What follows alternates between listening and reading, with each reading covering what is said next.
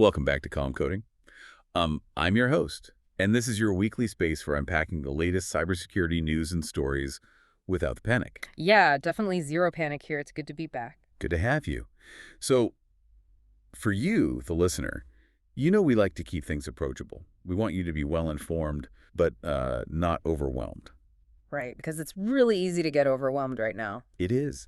And looking at the stack of reports we have today, it paints a pretty complex picture of the internet this week. We're going to sift through that noise and find the signal. And complex is definitely the right word. Usually, we see a theme of just bad actors doing bad things. But this week, looking at the research, it feels a bit different. We're seeing how the actual architecture of the internet, the hardware, the software, and even the legal frameworks are all just sort of starting to cause friction against each other. That's exactly what I pick up on, too. We aren't just talking about a single hacker in a basement anymore. We're looking at systemic fragility. Yeah, how legitimate systems can just completely misfire or get manipulated. Massive unintended consequences. So we've got three big stories on the agenda today that perfectly map to that progression. First, we're starting at the network infrastructure level with a terrifyingly quiet flaw in Cisco equipment. A literal perfect 10 severity. Right. Then we're shifting to the physical supply chain with a ransomware attack on a massive Japanese semiconductor supplier. Because the cloud runs on physical silicon. Exactly. And finally, we move up to the governance level. We have a story where a Spanish football league accidentally blocked a U.S. government anti-censorship website. Which is just wild. It really is. So let's jump right in. Story number one, the silent intruder.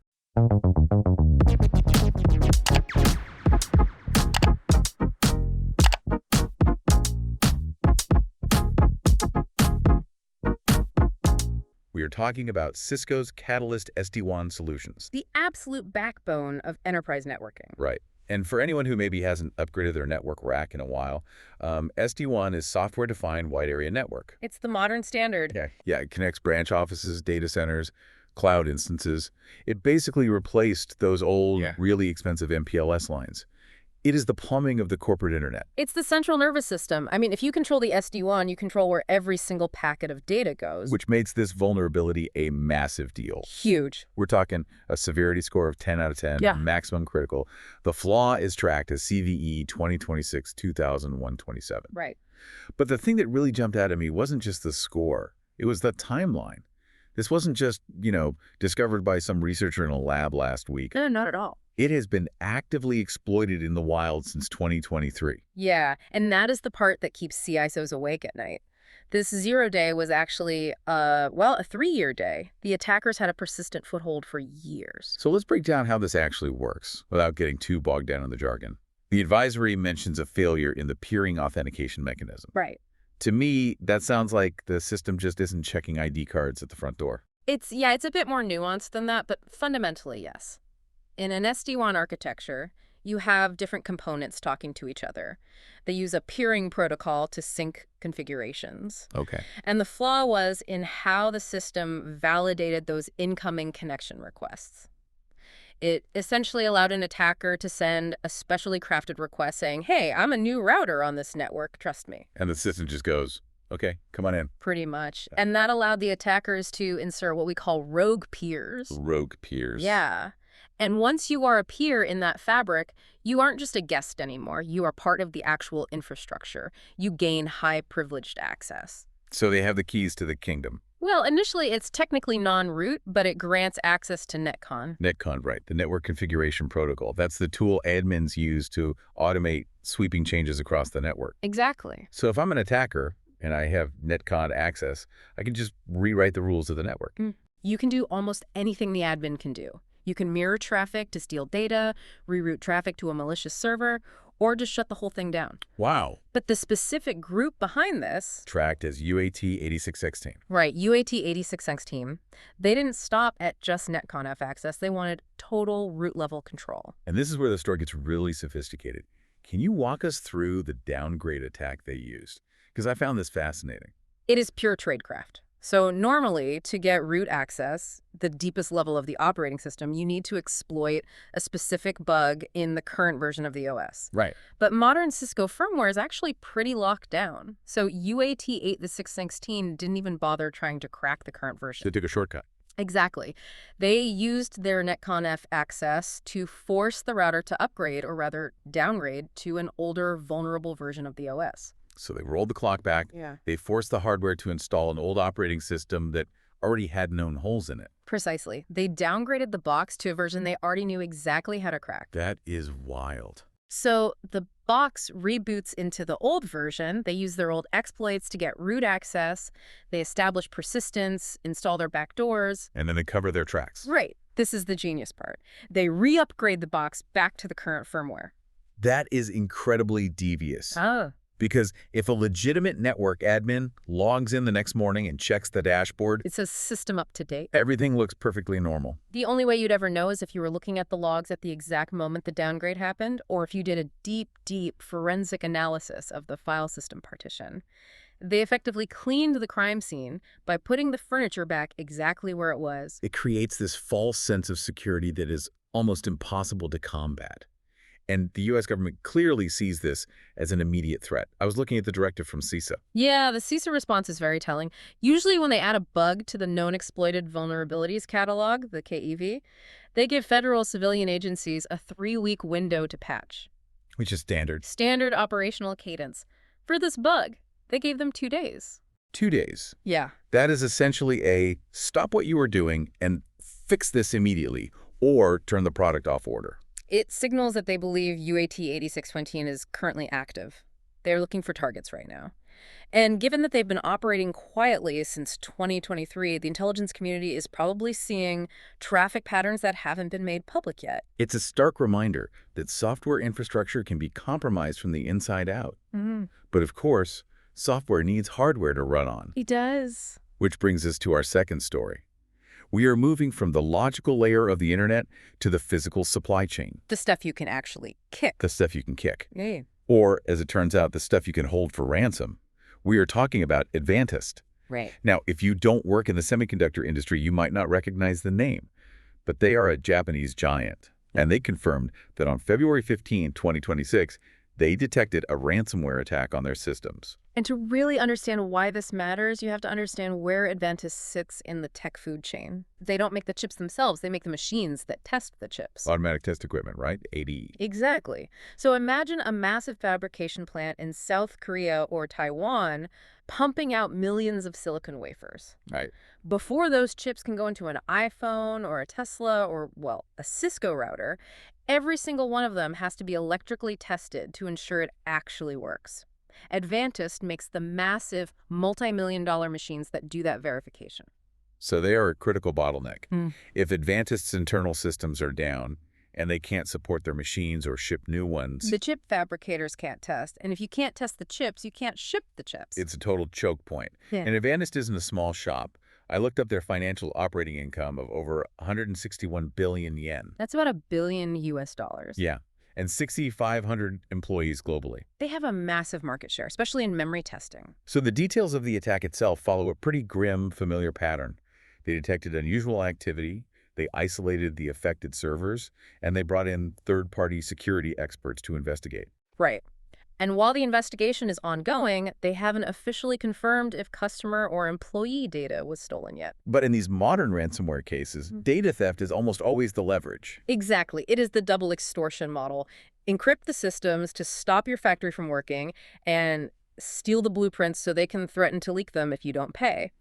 But the thing that really stands out to me here isn't just the tactic, it's the targeting. The pattern across the industry. Yes. We are seeing a very concerted effort by these groups to hit these semiconductor supply chains specifically, not just the end manufacturers. I noticed that timeline too. It is relentless. You look back at 2024, Microchip got hit. 2023, Applied Materials, another huge equipment supplier, they got hit. And if you go back to 2022, you had attacks on Xperia and Fox Semicon. It's a distinct strategic shift by these ransomware cartels. They realize that hitting a chip designer is fine, but hitting the equipment manufacturer causes a ripple effect that scares the entire global industry. Because if Applied Materials or Advantest goes down, it affects everyone's production schedules. Exactly. The downstream pressure from clients like Apple or NVIDIA is immediate. So the pressure on the victim to pay the ransom is astronomically higher. It really highlights how concentrated these choke points are. I mean, there aren't 50 companies that do what Advantest does. No, there are maybe 2 or 3 major players globally. That's the fragility of stream efficiency. We built this incredible global supply chain optimized for speed and cost, but we've completely sacrificed redundancy to get there. So one ransomware gang gets into a Japanese server room, and suddenly, global memory chip production is facing delays. It shows how fragile the physical layer really is. Okay, so we've seen the software infrastructure compromised by sophisticated spies and the hardware supply chain compromised by extortionists. Now, I want to pivot to our third story, which is a totally different kind of failure. A slightly lighter but much more ironic failure. Yes. It's not malicious, it's just clumsy. We are talking about LaLiga, the Right. Spanish football league. Yeah. They are notoriously aggressive about protecting their copyright and stopping illegal streams of their matches online. But in their zeal this week, they managed to accidentally block access to a website called Freedom.gov. The irony here is just palpable. Freedom.gov isn't some random streaming blog. It is a joint initiative by the U.S. State Department and CISA. The exact same CISA that was issuing the 2-day warning about Cisco. Of the very same. Yeah. And the entire purpose of Freedom.gov is to help citizens in authoritarian regimes evade internet censorship and content bans. And it was censored by a sports league. You literally cannot write this stuff. How does a football league even have the technical capability to block a U.S. government website? They aren't an internet service provider. This comes down to a legal mechanism called dynamic injunctions. Dynamic injunction, okay. Yeah. In Spain and increasingly in other parts of Europe, the courts have realized that traditional blocking orders are just too slow for live sports. By the time a judge actually reviews the case and signs an order, the soccer match is already over. Right, the Pirates have packed up and moved on. Exactly. So the courts granted rights holders like LaLiga the power to maintain and update a centralized list of prohibited IP addresses in real time during the matches. Without a judge's signature for every block. Right. The ISPs are legally mandated to block whatever IPs LaLiga throws on that list instantly. So they essentially gave a private sports corporation a loaded gun and told them to police the internet. That is essentially what happened, and the technical failure here was completely inevitable. Because pirate streams don't just sit on a single static server. No, they use content delivery networks and reverse proxies to hide their origins, and the biggest one out there is Cloudflare. Right, Cloudflare, which powers a massive chunk of the legitimate everyday internet. And Cloudflare uses shared IP addresses, so one single IP address might be the front door for thousands of completely different websites. So LaLiga sees a pirate stream coming from a Cloudflare IP. And instead of doing the hard work to figure out the specific host, they used what security folks are calling a carpet bombing strategy. They just blocked broad ranges of Cloudflare IP addresses. So they saw one criminal in a massive apartment building and decided to just board up the front door for everyone who lives there. Exactly. And Freedom.gov just happened to be a tenant in that building, along with legitimate Spanish banking sites, productivity apps, and social media platforms.